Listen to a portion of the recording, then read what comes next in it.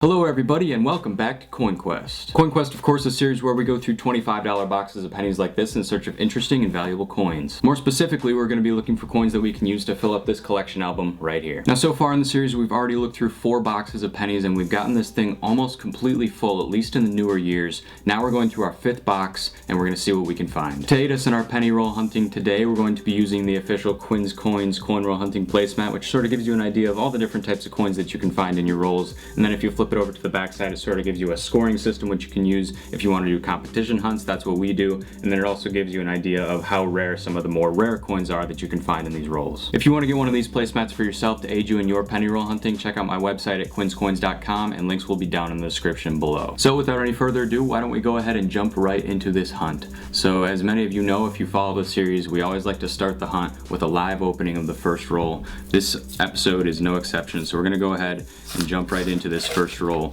and see if we can get something special out of the very first roll. I know it happened last episode, so it could happen again this episode. So basically we're looking for anything old, wheat pennies. We've pretty much found all of the modern coins so far, so we're not really looking for that anymore.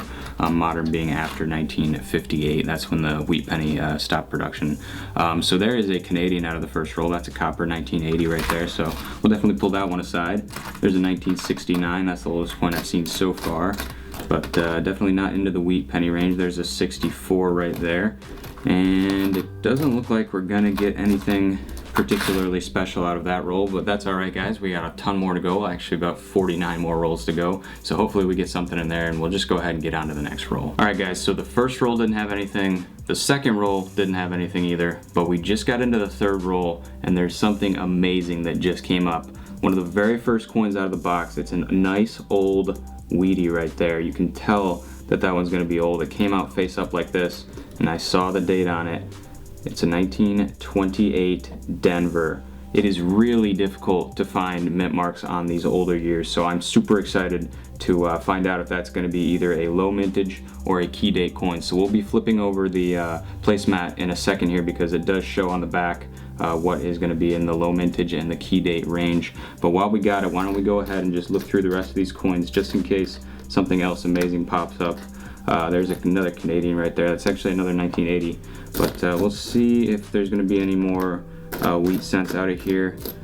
Doesn't really look like it though. So okay, there's a 1959 though. That is that's the first year of the memorial cents. But that's going to be it. So I'm actually going to put this phone down real quick and go ahead and dump this placemat so that we can flip it over to the back side and take a look and see if this is going to be one of the low mintage or key date coins for us. So we'll start in the low mintage area. So check it out here, 1928 Denver. There it is, guys. Low mintage, below 50 million minted. So that is actually going to be worth on our score sheet because we do score these boxes. Low mintage coins are worth 25 points. That is an awesome find, and you really don't find low mintage coins very often. I'll go ahead and give you another look at it here. The 1928 Denver. There it is in the light right there. Pretty slick. It's definitely been in circulation for a long time, no doubt about that. But that is an awesome coin to find, especially on the third roll. That's the first good find that we have right there, and it's in the low mintage area. I'll actually go ahead and take a look at the book and give you the exact mintage on that in just a sec. All right, so here we go. I got my 2017 red book here. This is a book that gives you the mintages on all coins. You can also find this information online if you look it up. It says here the 28 Denver is at 31 million, so that's actually in sort of the lower range of the low mintage coins. We refer to low mintage coins as below 50 million, and this one's only at 31 million, so that is an awesome find. We definitely don't have that in the book yet. I'll go ahead and show you that right now. So here is our Lincoln Cents book right here. Go ahead and open it up to the first page. It's actually quite empty. We only have one on this first page. It's 1919, and then here is the next page, which we actually have a few on here, but as you can see, we don't have that 1928 Denver right there. That's where that coin's gonna go. That is an awesome find for the third roll, and I'm excited to see what else is in this box. So surprisingly, the next 6 or 7 rolls didn't really have anything, but we're on about the 10th roll now, and I noticed something interesting about this particular roll. If you take a look, it's got this coin which is really sticking out on the roll there. You can definitely tell that something's going on there. Maybe flattened, maybe just like run over by a car or something, but we're gonna go ahead and find out what is up with that coin right there. You never know when you see something like that, and as you can see when you peel the roll, you can actually still see that line there, whatever is causing that. I believe it's this coin right here. Yeah, it looks like it's just going to be super beat up, almost undistinguishable as a penny right there. Wow, I don't even know how that got into the roll, but I do believe it is just a memorial zinc cent right there, so nothing too special. But you know, while I got the camera on, I may as well just go ahead and go through the rest of this roll, see if there is anything else in here to find. I see this one looks like it's just iron stained or something. That was one that came out right next to it. Always keep my eye out for the 2009s. Those are a couple of those 2009s are low mintage, and I still have been having a hard time finding them, so definitely going to keep looking out for those. It is a little bit difficult though because they do kind of blend in pretty well. But it doesn't look like there's going to be anything in that roll. So alright, that's it for that roll. Why don't we go ahead and get on to the next one. Alright, so finally, after about 15 rolls, we finally got our second wheat penny. It came out right here. We got the wheat side up, so we'll go ahead and be able to flip it over together to find out what it is. I'm going to guess that that's going to be in the 40s, maybe 50s, but it doesn't look like it's going to be too old, so we'll go ahead and flip it over and see what we got. 1950 Denver. Alright, we'll go ahead and check the book here real quick just to see if we need that one or not. Oh, actually we do need that one. I wasn't expecting to need that one. I think we have most of the 50s in the Denver series, so surprised to see that. We have the 51D, 52, 53, 54, 55, 56, 57, and 58, but we did not have the 1950 Denver, so that actually completes, I mean, if you can call it this, the Denver series for the 50s. So I'll go ahead and drop that one into the book right there. That means that we've already gotten 2 coins today out of this box that we needed for the book, so that is actually pretty good. You know, I mean, they haven't been coming out in you know, volume. We haven't gotten a whole lot of that, but we have gotten some quality out of the ones that we have so far. So 2 wheats, 2 coins into the book, and actually I just pulled a 1960 Denver right there. We're keeping those because there is a variety in those, which we'll probably be getting into next episode. But this episode we're actually going to be looking at the 1982s, so stay tuned. When I get about halfway through the box, we're going to look at the 1982s finally, so we can get that section filled up in our book. Alright, let's go ahead and get on to the next roll and see what else we can find. Alright, just a few rolls later and we got ourselves another wheat penny, but first I want to show you what came out of this roll before that wheat penny. 4 Canadians in a single roll. It seems like somebody's Canadian dump here. There's just tons and tons of Canadians in this box, but here's the wheat penny right here. Came out wheat side up. It's actually in very nice condition, so I'm definitely excited to see what that's going to be, so we'll see that right now. Alright, so it is a 1942. Like I said, that is in great condition, but I know that we already have that one in the book, so that's just going to go ahead and go into our extras. But that is awesome to find anyway, guys. So just a couple rolls later, and I stumbled upon this super beat up looking wheat cent here. I could hardly even distinguish that it was a wheat cent, but you know, as I looked at it a little bit closer, I could definitely tell. You can see right there. But wow, that one is messed up. It could be old, it could just be super circulator. Let's go ahead and find out right now. Okay, so it is a it looks like 48 Denver right there. So actually I don't think that one comes up too often. I'm gonna go ahead and check the book on that one though and see if we have that. No, we don't have that, so that is another one right there that we're gonna be putting into the collection. That is awesome, guys. We're 3 for 4 on the wheat cents so far. We got the 28D, 50D, the 42, which didn't go into the collection, and now the 48 Denver. 3 for 4 right there. That is an awesome start. Why don't we go ahead and check through the rest of this, and then I will show you the collection so I can sort of show you what it's looking like right now, and then you can sort of see for yourself what we need and what we've already found. So I don't want to go ahead and grab that now since we just finished the roll. Here we go. This is up here is the 48 Denver right there. So that's going to go right there. And then the rest of this, you know, we have a decent amount. We're actually coming up on like halfway, getting about halfway through that that particular page. And then this one's a little bit more sparse, and as you go back it's even more and more sparse, so definitely harder to find those older ones. Alright, so now that we are officially halfway through today's box, it is time to address something that you guys have been waiting a long time to see. So let me go ahead and show you a certain page on the collection which has been empty for a while. Now, it's mostly full. As you can see, it goes from 74 up through 88. But we have this big section in the middle here which is completely empty. Now the reason that I've been doing that is because, as you can see, these 1982 coins are a lot different than the rest of the coins. The reason being, there was tons of different varieties there. So first of all, 1982 was split between making coins out of copper and making coins out of zinc. So halfway through the year, or somewhere around there, they decided to start making pennies out of zinc, which they are still made out of today. Anything before 1982 is made of copper, anything after 1982 is made of zinc. But in 1982, it was actually split. So that's why you see some of these are copper and some of them are zinc. So that's the first distinction you need to make. The second one is whether you have a Philadelphia or a Denver. And then the third one, which is the most hard to actually point out, is whether you have a large date, which is LG date, or small date. So before I get into the different 1982 coins that I've been able to find, I'm gonna go ahead and let my good friend Chad from Coins for Amateurs explain to you the difference between the large date 1982s and the small date 1982s. Now, this is an example of a small date, and this is a large date. So there's several different ways to tell. The easiest way that we here at CFA tell is that the small date has a thinner look to it, and the large date looks a bit fatter. Especially if you look down around the base of the two, you're gonna have a lot more open space on the small date than you do on the large date. That's typically the first thing that catches my eye, is the two. So there you go, that is the difference between the 1982 small date and large date coins. If you haven't already, definitely check out Coins for Amateurs. I'll put a link to his channel down in the description below. So it almost goes without saying that some of these coins are much harder to find than others, and as you can see, we'll actually take a look at all of the 82s that I've found. I've sorted them out, and you can see that that is definitely the case. So first we take a look at the 1982 large date coppers. So this is all the large date coppers that we found. It's probably the easiest one to find. Here is the best example that I have. That one's going to go into the collection. Now we have the copper Philadelphia small dates. Let's check that out. We haven't found nearly as many of those, only 3 of them, plus this one right here. That's the best one, which is again going to go into the collection. And then finishing off the coppers, we have the large date Denver, so 1982D large date copper.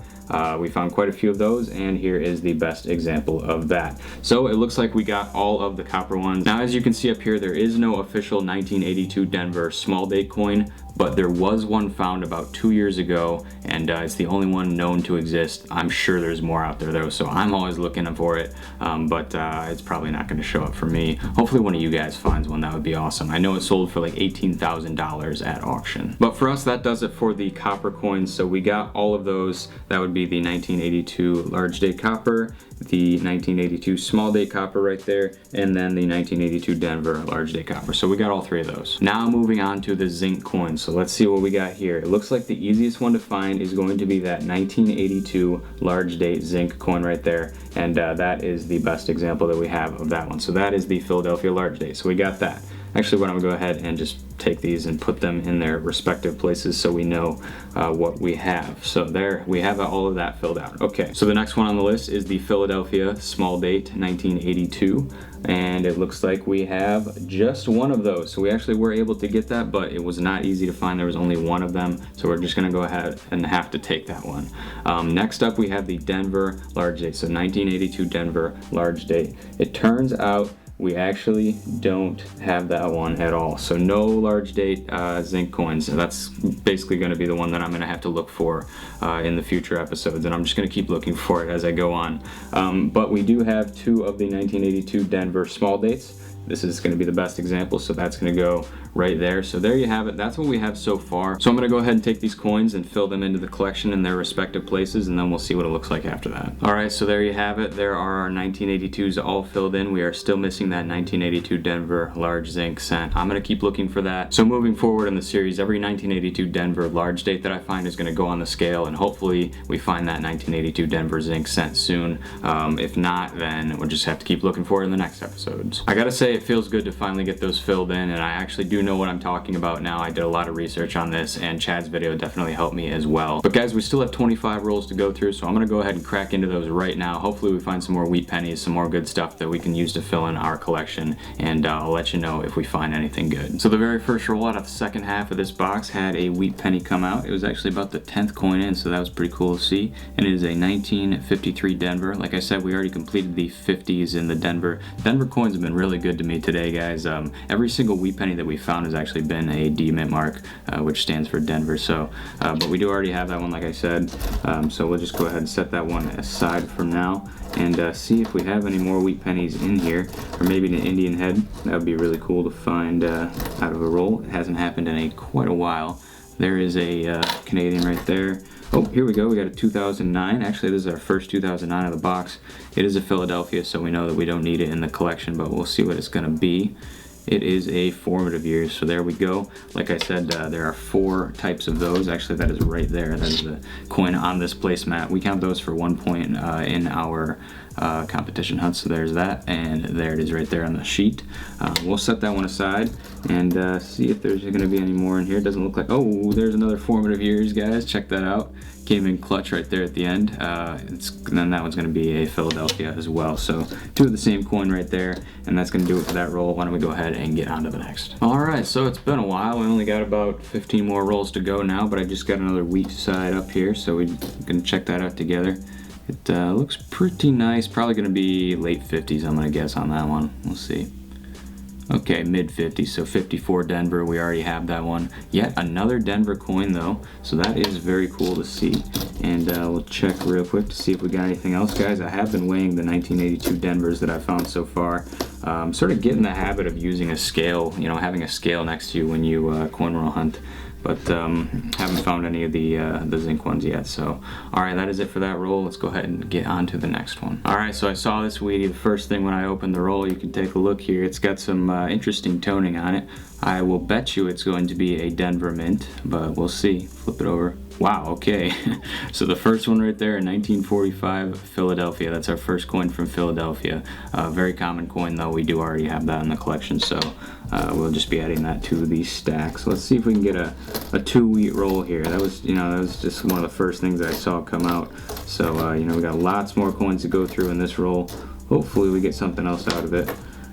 But it looks like this is mostly a zinc section here, and then yeah, not a whole lot going on here. I see a lot of memorial backs, nothing too promising, so I think that is going to be it for that roll, but we'll go ahead and get on to the next one. Alright guys, so the very next roll, in pretty much the same exact position, I saw something really awesome come out. Check this out. I don't know if you can see that from where you are, but this is going to be a nice old Canadian coin right here. That's a King George VI, and we're going to go ahead and flip it over and see what the date is.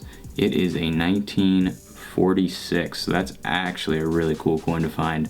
I don't think I've ever found a 1946 now that I think about it. So that is an awesome find right there. And actually guys, I have a little sneak peek for you for the next episode. Take a look at what we have right here. We got our Canadian book in finally, so this will be going in there. We'll probably start that next episode, so definitely stay tuned for that. This goes up from 1920 all the way through the current year, which was 2012 when they stopped making the pennies up in Canada. So the last few rolls in the box were pretty uneventful. I had to sort of speed it up because my cameras are currently dying right now, but I'll show you what I did find. I did find quite a few things actually. They just weren't super top quality. So there is a young head right there in 1961. That may end up in the Canadian collection, I'm not sure. Here's and then the rest of them were wheat pennies. So there's a 57 Denver. Like I said, I already have that one, and then we actually got 2 of these 1958 Denvers. That is the last year that the wheat pennies were made, and they were made in quite an abundance that year, so they're not super rare. So they're in pretty good shape as well. So that's what we got on the box, guys. I'm gonna go ahead and tally up all the scores so far, and we'll see what the score is on this box. Alright, so here's a total of everything we found today. Starting off with the common wheat pennies up here. We have wheat cents in the 40s and 50s are worth 5 cents a piece. We got 7 of them right there. We had 2 that went into the book, so that's 9 total. And then we also had that 1928 Denver that you can see right here. That is a low mintage coin, which is gonna be right here, and those are worth 25 points. So that right there already brings us up to 70 points, and then we got a couple of extras. You saw us actually go find these live. These were the only 2009s once again in the box. Both of them came out of the same roll, so that's 2 extra points because we do count 2009s right here for 1 point. And then as far as Canadians go, we got 1 King George right there, and we got 1 young head right there. The young head's worth 5 and the King George is worth 10. So that brings us to a total of 87 points on the box. So overall pretty good box. That 1928 Denver definitely made the box really good. It's awesome to find low mintage coins. So we didn't get a ton of wheat pennies today, but we got some pretty quality stuff. So once again, guys, if you want to get one of these coin roll hunting placemats for yourself to aid you in your penny roll hunting, head on over to quinscoins.com. You will see them over there. And once again, what you're going to be getting is all of the score sheets that we use, along with the low mintage and key date distinctions there. And of course, you'll have this front side, which shows you all the different types of coins that you can find coin roll hunting. But that's going to pretty much do it for this episode of Quin Quest. I hope you guys enjoyed. If you did, make sure to go down below and leave a like on the video. It helps out a lot. Subscribe if you're new, because I post new videos like this every single week. Click over here to watch another video, and if you click down here, you'll see the Quin Quest playlist. That's going to be all of the episode of Quin Quest in order, so that's definitely something you're going to want to watch if you haven't already. But with that being said, my name is Quin, and this is Quin Coins signing out, and I will see you in the next one.